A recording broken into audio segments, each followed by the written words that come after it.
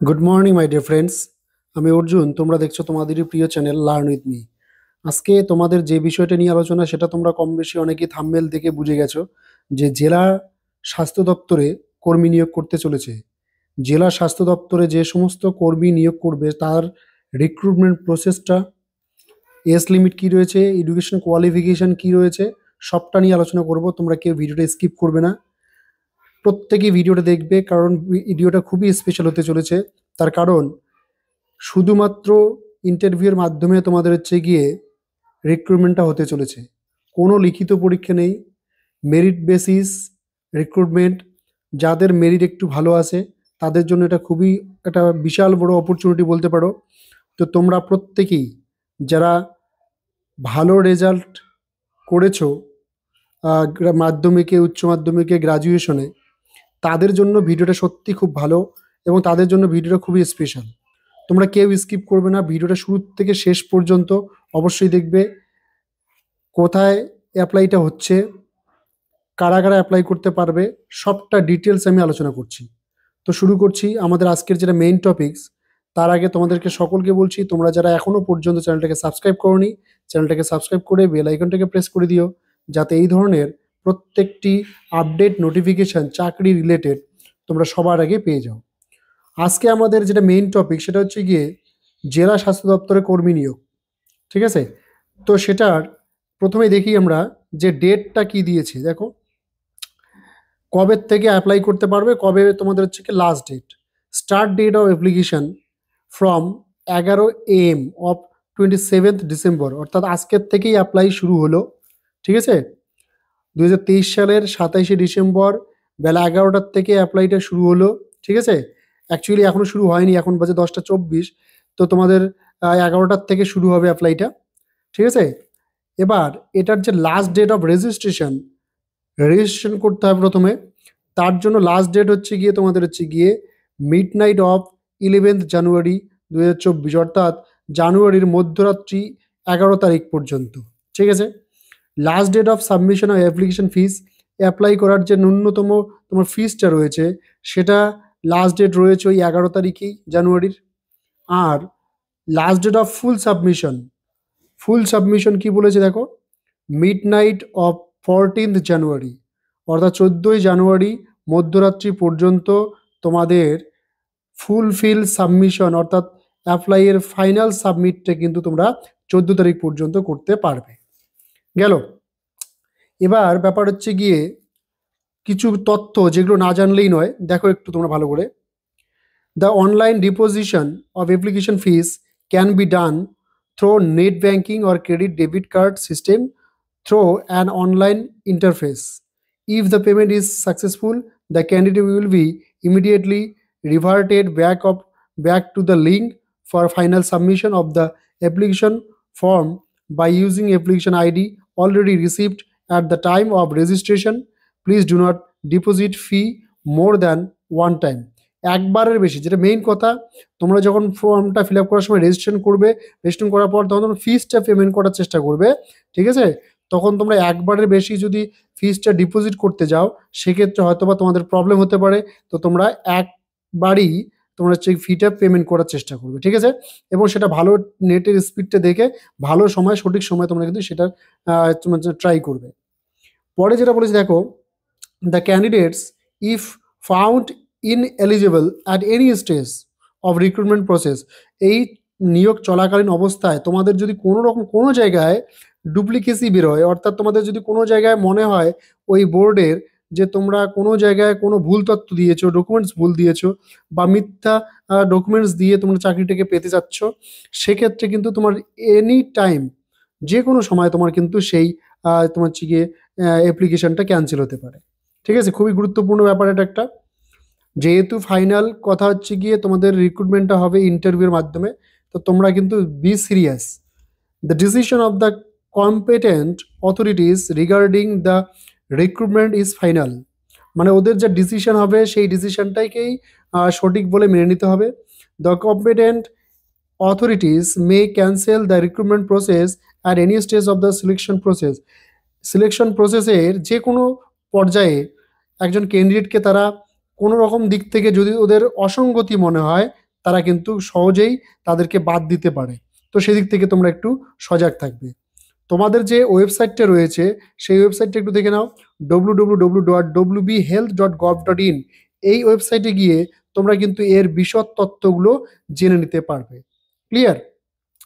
এবার ব্যাপার হচ্ছে গিয়ে তোমাদের যে জিনিসগুলো না জানলে নয় সেটা হচ্ছে কি, দেখো একটু বলা আছে যে কয়েকটা তথ্য যেটা দেখে নেওয়া প্রয়োজন খুব। হ্যাঁ, একটু দেখো কি বলছে।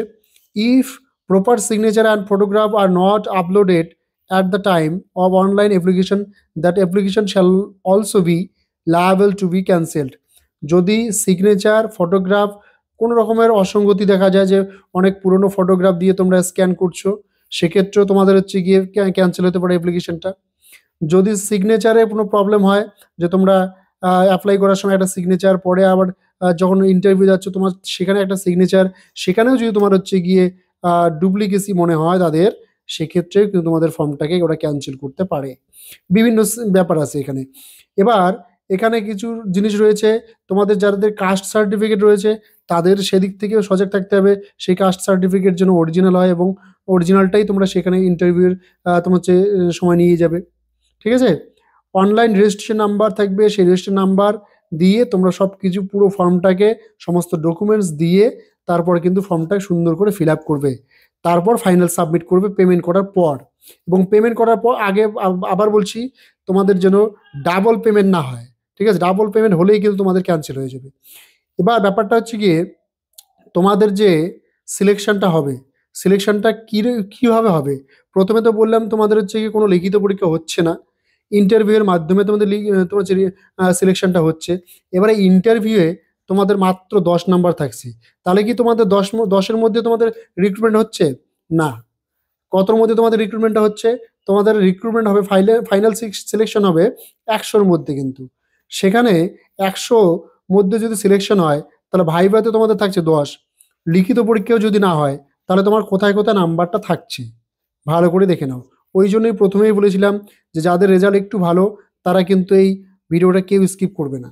মাধ্যমিক যাদের রয়েছে, ভালো রেজাল্ট রয়েছে, 60% অ্যান্ড অ্যাবাভ রয়েছে, তারা হচ্ছে গিয়ে তোমরা তোমার হচ্ছে 10-এ 10 পাবে। 50% অ্যান্ড বিলো 60%, তারা সেক্ষেত্রে তোমরা 90% পাবে সেখান থেকে। 45% অ্যান্ড বিলো 50%, তারা সেখানে 80% পাবে। বিলো 45% তারা 10-এর মধ্যে 70% পাবে। এই করে করে কিন্তু নাম্বারটা হবে। ঠিক তেমনিভাবে এইচএসের ক্ষেত্রে তোমার হচ্ছে গিয়ে হায়ার সেকেন্ডারি ক্ষেত্রেও তোমরা যদি 60% পেয়ে থাকো, তাহলে সেক্ষেত্রে তোমরা 30-এ 30 পাবে। 60% বা তারও বেশি পেয়ে থাকলে তোমরা 30-এ 30 পাবে সেক্ষেত্রে। ক্লিয়ার? 60%-এর নিচে যারা 50%-এর মধ্যে পাবে, তাদের সেক্ষেত্রে 90% পাবে। 30-এর মধ্যে 90% পাবে তোমরা নাম্বার। 45% অ্যান্ড তোমার হচ্ছে বিলো 50 যাদের রয়েছে, তারা সেখানে 30-এর মধ্যে 80% পাবে। আর 45-এর নিচে যারা রয়েছে তারা সেখানে কত পাবে? 70%-এর মধ্যে পাবে তোমরা। ঠিক আছে? গ্রাজুয়েশনে একই রকম, 60% অ্যান্ড অ্যাবাভ, 60% আর তার বেশি যদি পেয়ে থাকো, তাহলে তোমরা 50 থাকবে গ্রাজুয়েশনে, 50-এ 50 পাবে।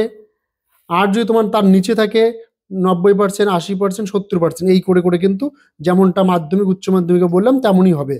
তাহলে ভালো করে তোমরা যদি খেয়াল করো, গ্রাজুয়েশনে তোমাদের আছে 50 নাম্বার, এইচএসে তোমাদের আছে 80 নাম্বার, 30 নাম্বার, 50-30 হলো 80। মাধ্যমিকে রয়েছে তোমাদের হচ্ছে গিয়ে 10 নাম্বার, 80-10 90। আর ভাইবা বা রিটেন তোমার যে মাধ্যমিক ইন্টারভিউ, সেখানে রয়েছে তোমার 10। এই ওভারঅল তোমাদের হচ্ছে গিয়ে কিন্তু 100। এই 100-র মধ্যে কিন্তু তোমাদের কিন্তু সিলেকশনটা হবে। ক্লিয়ার? এবার ব্যাপার হচ্ছে গিয়ে রিক্রুটমেন্টটা হচ্ছে কোথায়, আমরা সব কিছু দেখে নিচ্ছি ডিটেলস। ঠিক আছে? এবার ব্যাপার হচ্ছে গিয়ে তোমাদের রিক্রুটমেন্টটা হচ্ছে গিয়ে হচ্ছে গিয়ে দেখো, রামপুরহাট হেলথ ডিস্ট্রিক্ট, অর্থাৎ বলছে দেখো, government of West Bengal, office of the chief medical officer of health and secretary, district health and family welfare সমিতি, রামপুরহাট হেলথ ডিস্ট্রিক্ট। এখানে তোমাদের ডেটটা কবে বেরিয়েছে? 22/12/2023-এ বেরিয়েছে নোটিফিকেশনটা। এখানে রিক্রুটমেন্ট নোটিশ নাম্বারটা দিয়েছে। এখানে যে পোস্টে নিয়োগ হবে সেটা হচ্ছে গিয়ে ব্লক অ্যাকাউন্ট ম্যানেজার। এই ব্লক অ্যাকাউন্ট ম্যানেজার পদে তোমাদের হচ্ছে কি রিক্রুটমেন্টটা হচ্ছে। এবার এক্ষেত্রে তোমাদের আমি আবার বলে দিচ্ছি, লাস্ট ডেট তোমাদের হচ্ছে গিয়ে 14ই জানুয়ারি, তার আগে তোমাদের অ্যাপ্লাইটা করতে হবে। এক্ষেত্রে বেতন স্কেল যেটা রয়েছে তোমরা সেটা ভালো করে দেখে নাও। বেতন স্কেল তোমাদের রয়েছে 26,000 টাকা তোমরা পাবে। প্লেস অফ পোস্টিং তোমাদের নিয়োগটা হয়ে গেলে তোমরা কোথায় পোস্টিং পাবে? রামপুরহাটে তোমরা পোস্টিংটা পাবে। কোয়ালিফিকেশন কি চেয়েছে? BCom honours or BCom pass, যে কোনো তোমরা যদি একটা নিয়ে গ্রাজুয়েশন করে থাকো তাহলে কিন্তু তোমরা অ্যাপ্লাইটা করতে পারবে। আর তোমাদের যে এজ লিমিট সেটা রয়েছে 21 থেকে 40 বছরের মধ্যে তোমরা যারা রয়েছো তারা কিন্তু প্রত্যেকে অ্যাপ্লাই করতে পারবে। আর তোমাদের হচ্ছে গিয়ে যেটা মেইন কথা সেটা হচ্ছে গিয়ে সিলেকশনটা তোমাদের হচ্ছে গিয়ে যেহেতু ইন্টারভিউর মাধ্যমে, তাই তোমরা একটু সিরিয়াসভাবে যারা অ্যাপ্লাইটা করবে প্রত্যেকেই ভালো করে দেখে নিয়ে তারপরে কিন্তু ইন্টারভিউ যাবে। তো কথা হচ্ছে তোমাদের, তোমরা এখনো পর্যন্ত যারা চ্যানেলটাকে সাবস্ক্রাইব করোনি চ্যানেলটাকে সাবস্ক্রাইব করে দাও। সামান্যতম তোমাদের যদি কাজে লাগে থাকে ভিডিওকে লাইক করে বন্ধুদের মধ্যে শেয়ার করে দিও। চলো দেখা হচ্ছে নেক্সট ভিডিওতে, ততক্ষণ পর্যন্ত সুস্থ থেকো, ভালো থেকো। জয় হিন্দ।